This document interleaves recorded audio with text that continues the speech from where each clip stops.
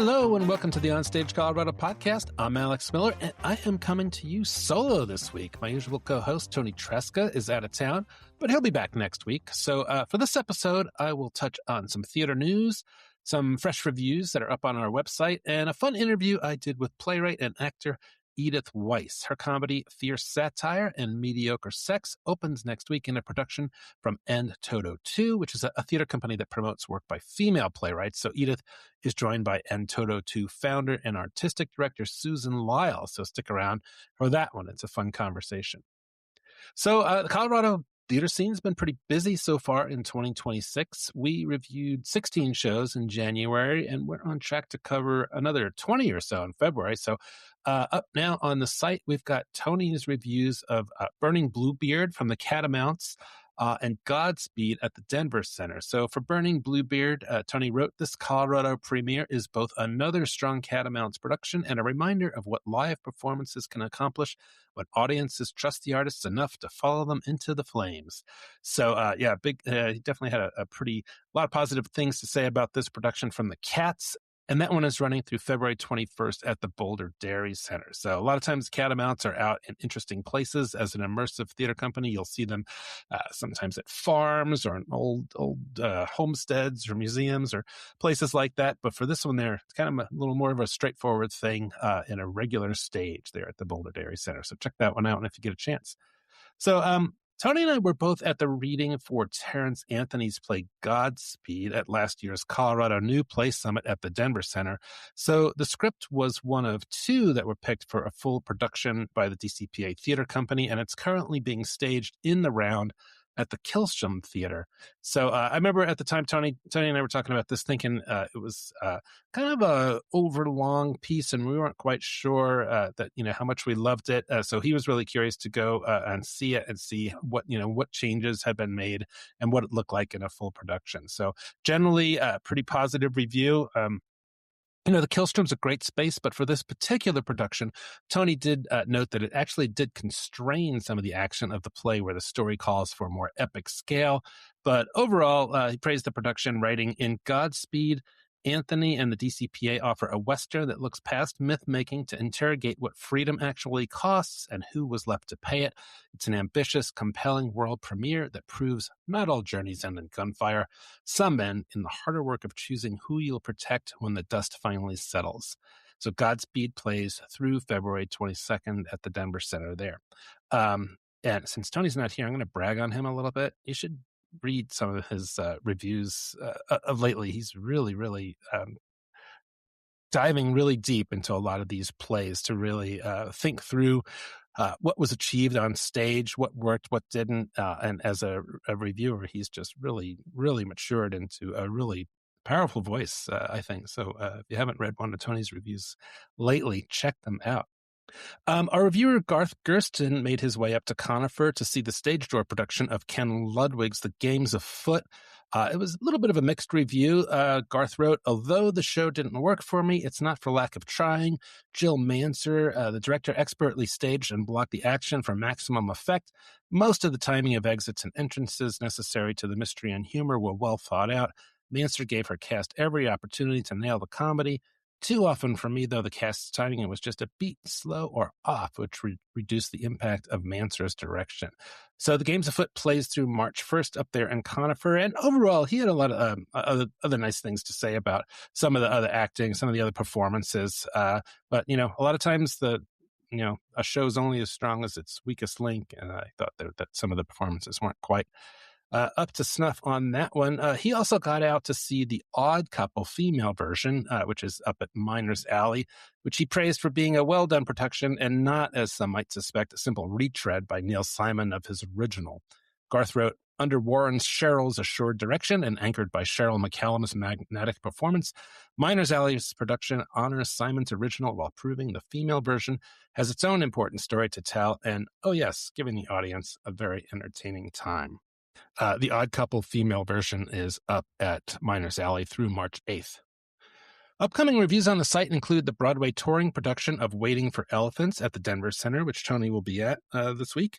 Puff from 2 Cent Lion, Stoned Romeo and Juliet from Bowls with the Bard, Danceportation Prismatic Fleet at Meow Wolf. The Arvada Center is doing Romeo and Juliet. Toni will be at that one. And also The Roommate at the Colorado Springs Fine Arts Center, our correspondent April Took will be at that one. And more coming up on the site. Also on the OnStage Colorado site right now is an interview that I did with actor, playwright Kenya Mahogany, who, in addition to having one of the coolest names around, has a new play called Happy to be Nappy, which digs into the complex world of Black women's hair.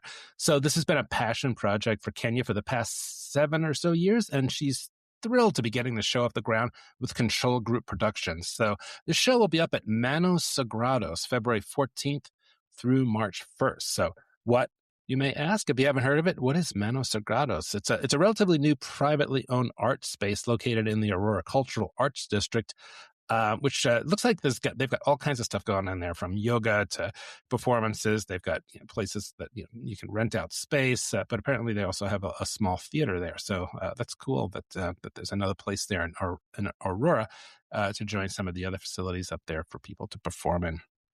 In other news, the Colorado theater world was, I think it's fair to say, shocked to hear of the abrupt departure of artistic director Rich Cowden from the Aurora Fox Theater after about 2.5 years.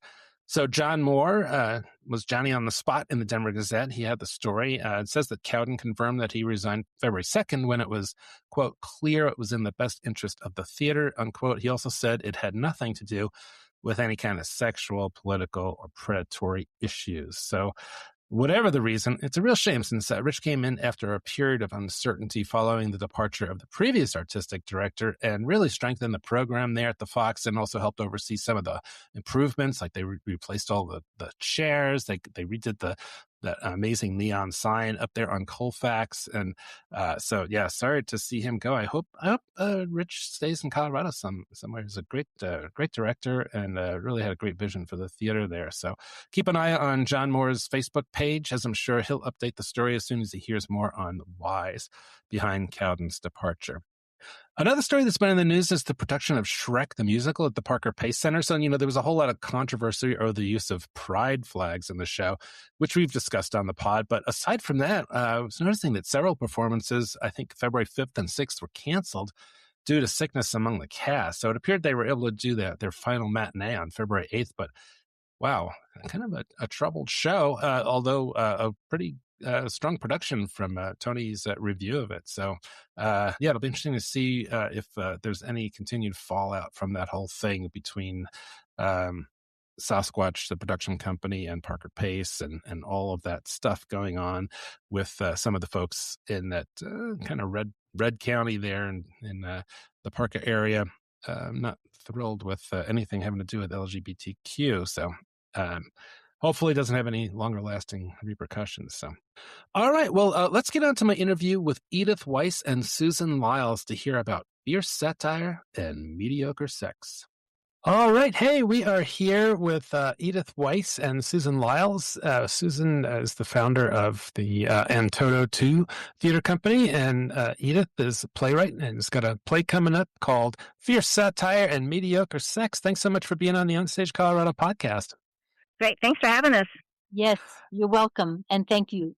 Yeah. So this was going to be up at Buntport in February 13th through 28th. So this is a world premiere play, Edith? Yes, it is. Yeah. Yeah. And in fact, it's so incredible to be able to watch something that you wrote and then to be able to change it here and there. Yeah. So, I don't think I've ever had this experience before, the opportunity to do this. And Susan is just so open to everything. She's really a friend of the playwright. It's really a good experience. That's great. Well, before we talk a little bit more about the play, Susan, I wonder if you could just tell us a little bit about Antoto 2. So this is a theater company that you founded, and the focus is on female playwrights. So that's the mission. So what inspired you to start the company, and how has that mission evolved over the years? Well, I started it 21 years ago when I had a 3-year-old and a 5-week-old, right? not a very smart time to start something.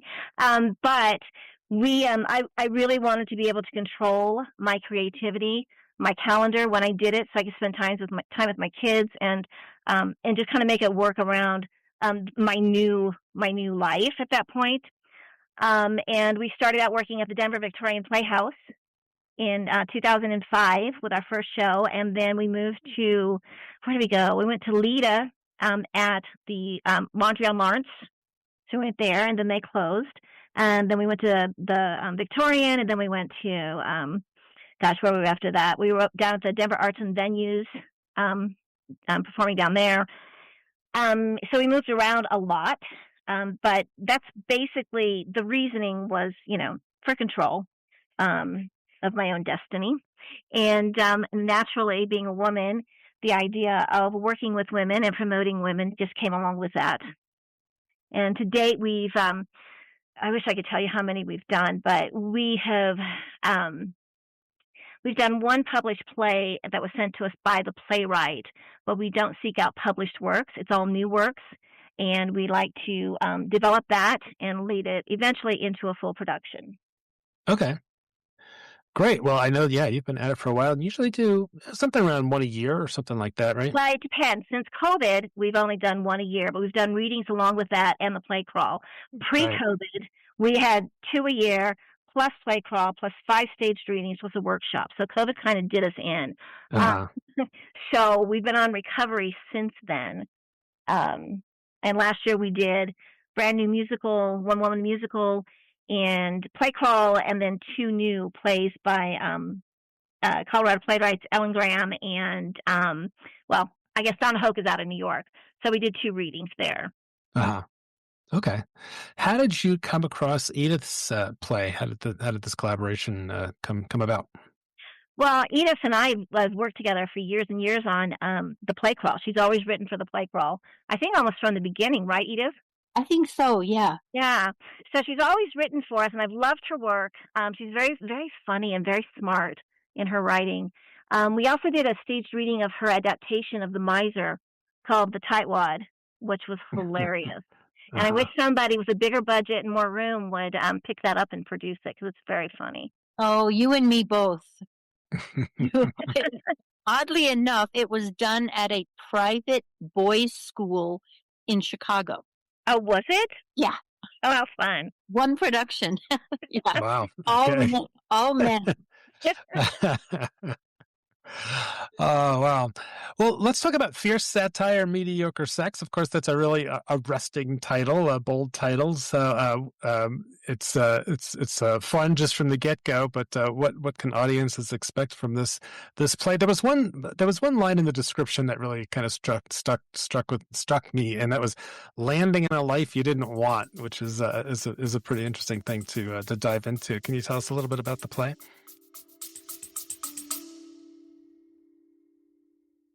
OnStage Colorado is brought to you by the Aurora Fox Arts Center, presenting Samuel Beckett's Waiting for Godot, January 30th through February 22nd. Hilarious, heartbreaking, and ultimately deeply moving, the play stands as one of the great achievements in the Western canon of dramatic literature, brought to life in a bold new production. Tickets at aurorafoxartscenter.org.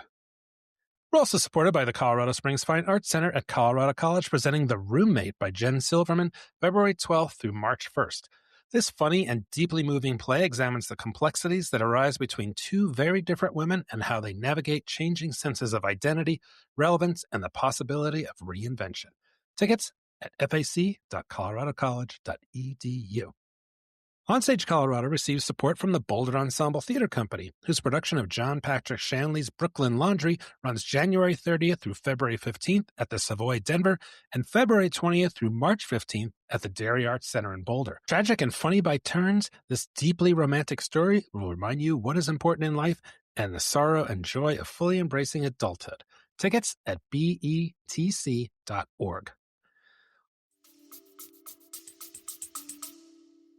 I couldn't. You could. I could.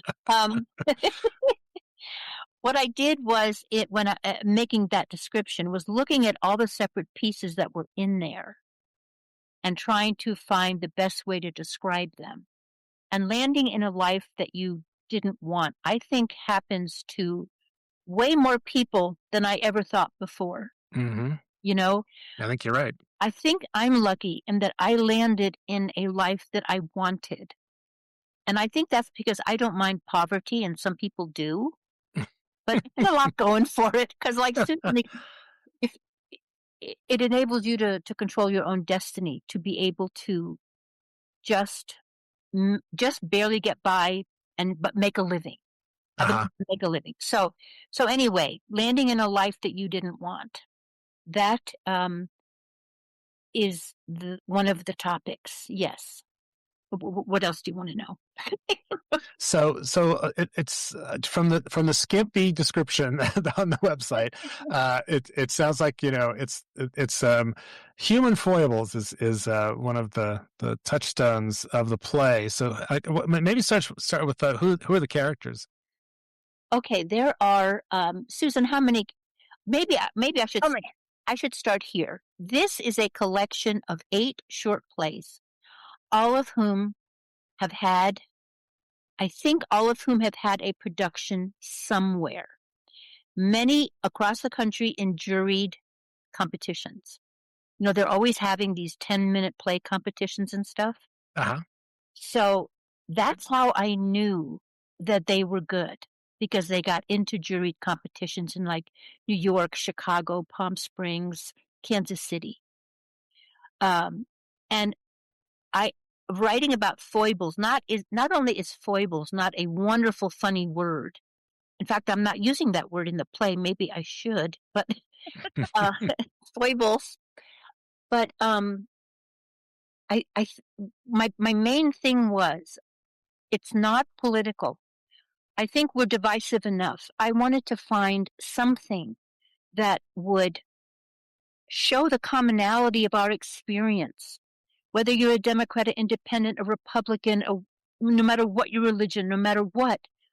There are things that absolutely bind us together, excuse me, that bind us together as human beings. And I think we may be losing sight of that in our people are so angry and so depressed on every side. So that's why the humor is in there. I do think that one of the best things in the world is laughter. And I try as hard as I can to make it very, very, very funny, even if we're talking about things like extortion or suicide or anything like that. All of those things are in there. But I don't think any of it. Susan, would you say any of it is like a downer? No, it's not at all. There's hope in everything that is being done. Every little piece has a bit of hope in it. Oh, that's interesting. Yeah. That's good. See, you're a good director. And the thought of that. That's great. All right. Well, so that's great. So it's 10 short bits, which we don't see done often enough. I know there's a lot of 10-minute play competitions out there, and you're right. It's a great place to bring them all together. And is there much of a through line, or are they just kind of disparate pieces? That's a very, very good point. And I'm going to let Susan speak to that, because there wasn't when I handed the script to Susan. So what did you do, Susan? I told Edith that I love all her little plays, and I think we need a through line on this, something to carry it through, so to tie everything together. And she came back with the idea that it's a therapy session, a group therapy session. But also, she's the one that said, "I want you in it." I wasn't going to be in it. And right. So then I had to write something for myself. And so I did. And she did, and it ties everything together beautifully. She takes us all the way through the experience, talking with the audience, and empathizing with them as well. That's great. And she's very funny. Well, Edith, you are literally one of my favorite people to see on stage. When I see you on a cast list, I'm like, Edith. Oh, what a nice thing to say. Oh, you're great. You're just, I love you. So you'll be starring in it. You've also got heavy hitter Chris Kendall is in it. You got Jeff Jesmer, Meredith Young. Is it, and you've probably acted in some of your own plays before as well, right? Hey, can I interrupt real quick? Sophia Badja is also in the cast. She joined us late. So there's 4 cast members in Edith. So there's 5 cast members altogether. Okay, can you repeat that name, please? Yeah, Sophia Baja. Sophia Baja. Okay, great. Boy, is she good. She is. Alex, she's really good. We have a really different looking cast. I mean, it's not homogenous like milk. No. This show is not like milk. That's one of the No. taglines. So I was just asking, like, what's it like to perform in your own work? So you're saying you're probably tweaking it as you go. So you're right there on the spot. You got the director there and Susan, and are you still making edits as you go? Yes, I was doing that this morning. Yes. Mm-hmm. You said something about how is it performing your own work? Yes. I was a stand-up comic for probably 16 years. I made my living that way. So I became very used to two things. Number one, performing my own work. Actually, three things. The second one is editing. And by editing, I mean you take out every single word that's not necessary. Right. And the third thing is to take all the blame if I suck. Right. But she doesn't suck. So you've got tough skin, I'm sure, from being a stand-up for that long. Oh my gosh, I sure do. So it is what I'm not used to is somebody directing me, and it's exciting. It's somebody directing me or giving me advice about something. So that I'm not used to, and I'm liking it a lot. Right. Isn't that fun when someone comes along and points out something like wonderful that you can do with it, and you're like, oh, yeah, that's a good idea. Yes, it is. It really is. Yeah. So, Susan, you've worked, you specialize in working with female playwrights, and Edith checks the box there. What else about this collection of plays makes it a en toto to production, would you say?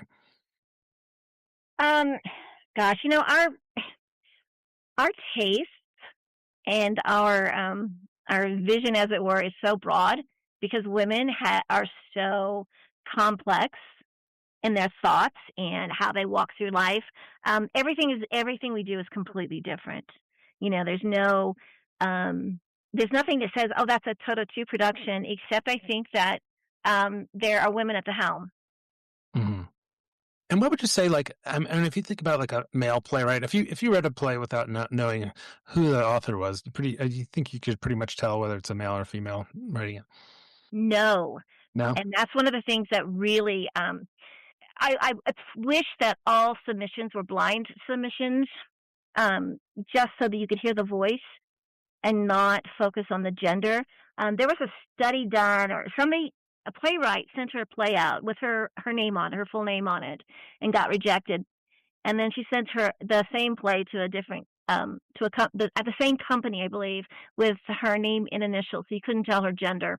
And they liked the one with the initials and not the one with her full name. But there's a built-in bias, I think, when we read work. Right. That unfortunately we're not aware of, especially in theater making and everywhere, filmmaking, all of it. Right. I'm glad that women playwrights have gained more prominence in the last 20 years or so. I took a playwriting course at Penn State, and I took one at NYU, and in both of them I was the only female. Now you have to remember that I'm an older woman, so what? No. Oh yeah, that's kind of a thing. That's another theme. That's another theme of this thing. So, but I mean, who Lauren Gunderson for the last 2 years has been the most produced playwright in the country. Yeah. So that's good. It's all good. See, Susan Lyles was way ahead of her time. Yeah. Yeah, when you look at that list, there's a lot of female playwrights on it these days. Mm-hmm. As I recall. So, in terms of the brand of humor in this, do you have any way of describing that? Is it fairly cerebral? Is it physical, a mix, or what? Well, I think it must be a mix. I think it's a mix because coming up, I also, in addition to the stand-up, I did improv, and you have to move and be very physical in improv. So that was kind of like my training I feel like those two things really trained me to write this fierce satire and mediocre sex. And don't think that I'm personally saying that I'd had mediocre sex. Don't think that this is autobiographical. Okay, so noted. Not. One of the other things in the description said that this emphasizes laughter that doesn't come at someone else's expense. And when you think about today's climate, it seems like everybody's just kind of beating up on each other, like you were referring to earlier. How do you, I don't know, how do you approach that to extract the humor without that, sort of, I don't know, say making fun of people or at their expense? Okay, I would say that it is making fun of institutions, rather than the people that believe in the institutions. I would say this is the anti-Saturday Night Live. It's not quick. It's not low-hanging fruit. So in that way, it's cerebral or smarter than what you would see on Saturday Night Live. It's not that everything going for a joke. It goes a lot deeper than that. Okay.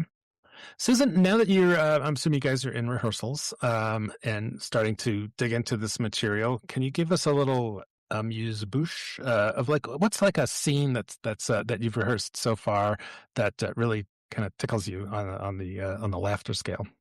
Oh my gosh, all of them do in one way or another, because some of them are very vulnerable.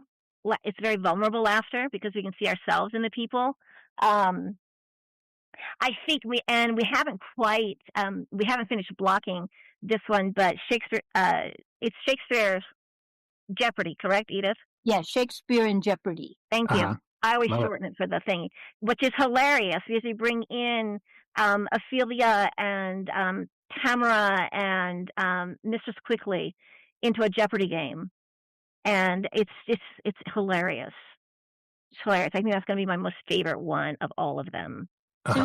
Susan, did you hear him say amuse-bouche? I did. That was very good. I saw someone with a T-shirt on the other day that said amuse-bouche, and I had to talk to her. Yeah. Well, if you're ever watching like Rachel Maddow, that's one of her favorite little Is it really? Yeah, pet phrase. She's always wheeling that one out. So no, I was just wondering if you could say like, okay, there's this one scene where Chris Kendall and Edith are doing this or something like that, just to set the stage.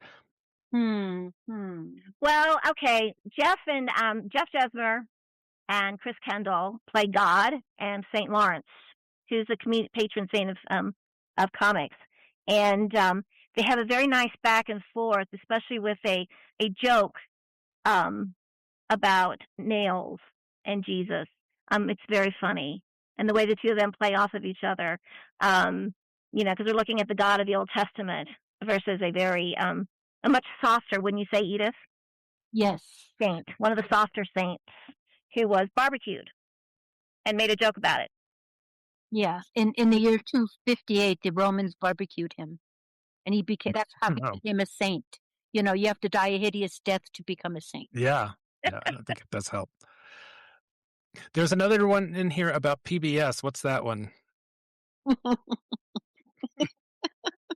That is I try to make fun of everything in equal measure. So that's making fun of, how do you put this? It is a woman called Syringe because she pierces the pretensions of the patriarchy. She takes it way too far. Let's put it that way. She just takes it way too far, and she's on this PBS show with a very, you know how the PBS people are. They're very intellectual and understanding and empathetic.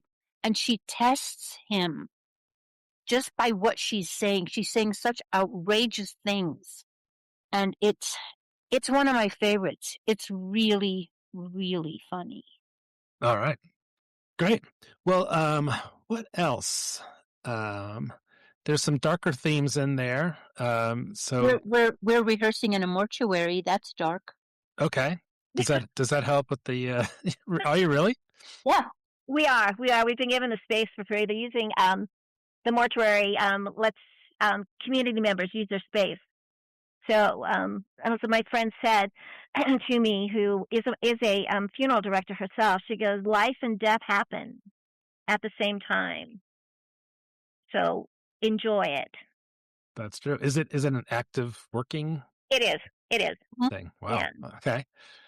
Great. And then you're going to be over at Buntport, which is a great space. It's sort of it's a black box, so you can do whatever you want with it. What kind of set design are you thinking about? Is it going to be pretty spare since you've got 10 different shows?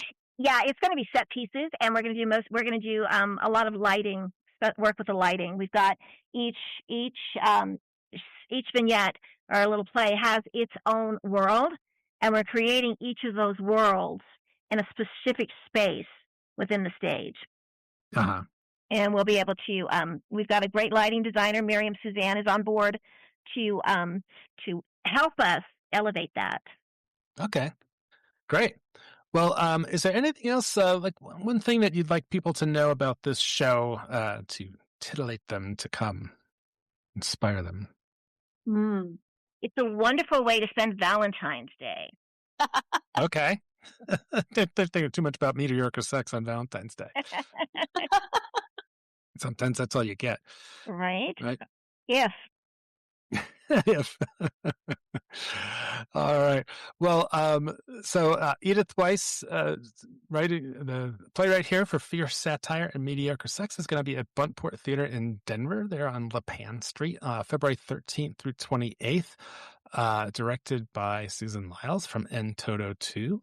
And it sounds like it's going to be a fun night out at the theater. And maybe if there's one of the bits that you don't like, just wait around for a minute and there'll be a new one coming up, right? Yeah, that's good. Yeah, good. Yeah, exactly. Yeah. Alex, can I just mention really quickly? There's 4 Colorado playwrights with plays in the next 2 months, women playwrights in the next 2 months. Edith with us, and then Olivia Boutain with 2 Cent Lion is right. Her piece up, and then Kenya Mahogany's got Happy to Be Nappy coming up as well, and Nina Miller has her new piece Daughtering that's coming up. So you've got 4 women playwrights right now who are actively in production, which is very exciting. That's awesome. Yeah, I've definitely seen those on our calendar. So good to know. Well, Edith and Susan, thanks so much for taking the time to talk about this show and break legs. Best of luck with it all, and we'll see you out there at Buntport in February. Looking forward to it. Thank you. Thanks, Alex. All right. Well, that was a lot of fun to hear about. I'm looking forward to getting out to see the show if I can fit it in. I know our correspondent, Garth Gerstin, will be at the show on opening weekend, so keep an eye out for his review.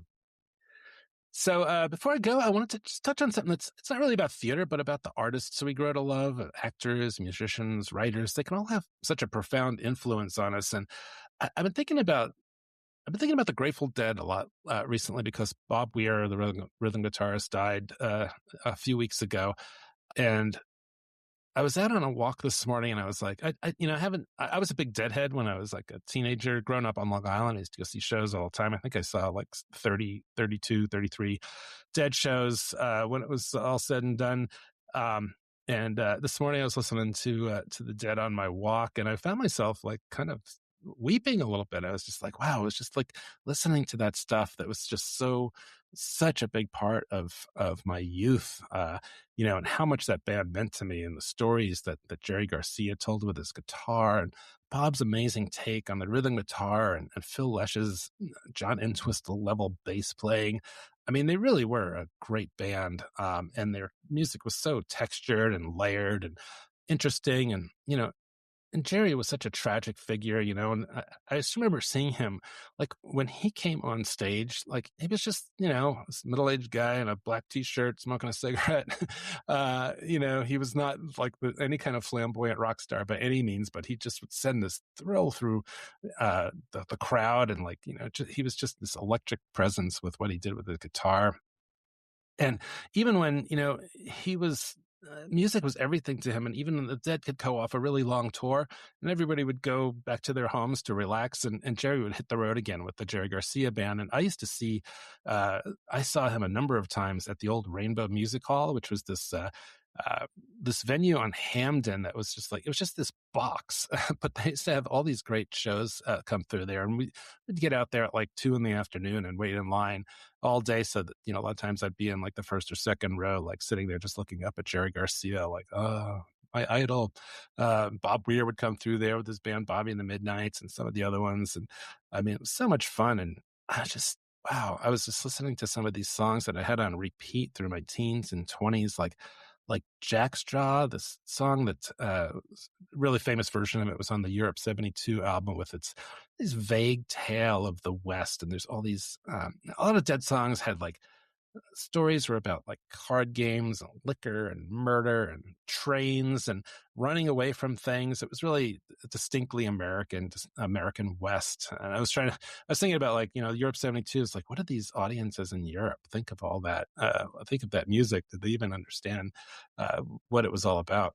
I'm not sure I did when I was whatever, 20 or 25, but now I listen to this. I'm like, wow, they're such interesting stories.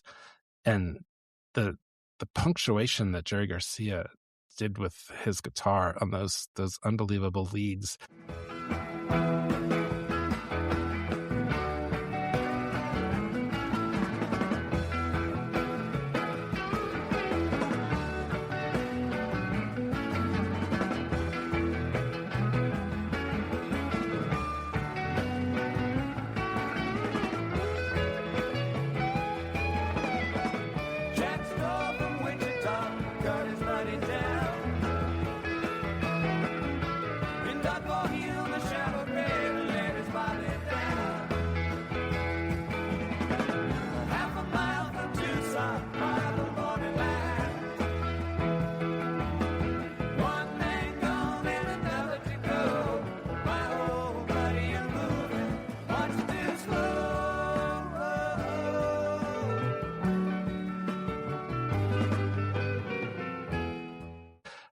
Just really, it was so painful, so tragic. So much of it was so meaningful.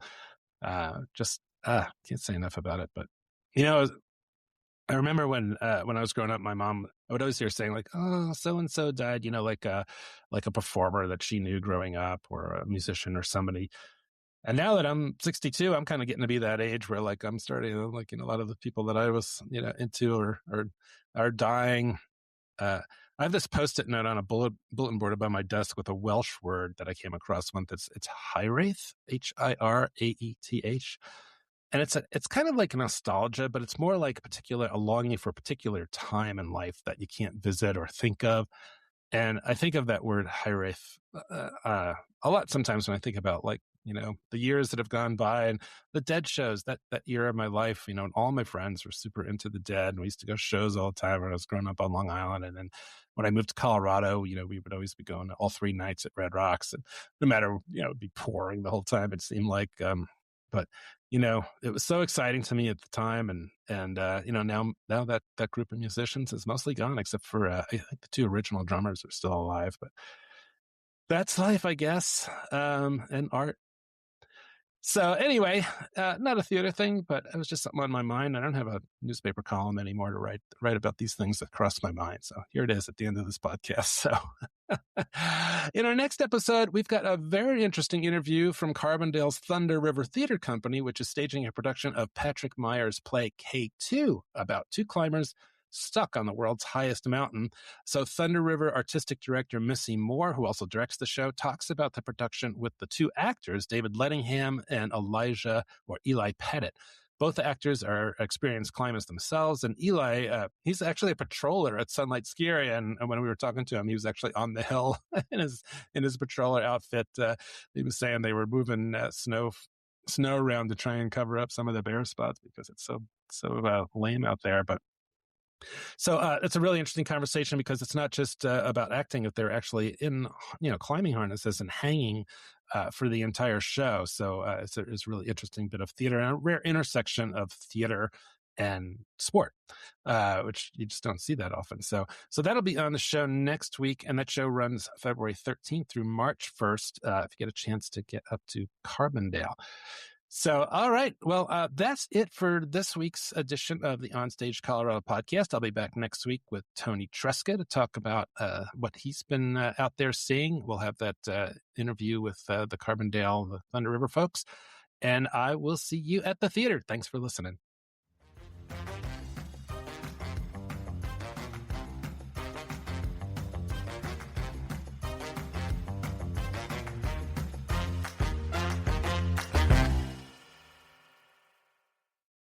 Hey, it's Alex here, founder, editor, and publisher of OnStage Colorado. Thanks so much for listening. As other publications have stepped away from covering Colorado theater, we've stepped up. In 2025 alone, we published over 165 reviews, making sure our vibrant theater community in Colorado gets the attention it deserves. But we can't do this without your support. If you value having a dedicated source for Colorado theater journalism, please consider making a donation at onstagecolorado.com. Every contribution helps us continue this work. And if you're not already subscribed, sign up for our free weekly Theater Blast newsletter. Every Thursday morning, we deliver the latest reviews, theater news, and upcoming show listings right to your inbox. You'll find the sign up at onstagecolorado.com. Thanks again for being part of the OnStage Colorado community. We'll see you at the theater.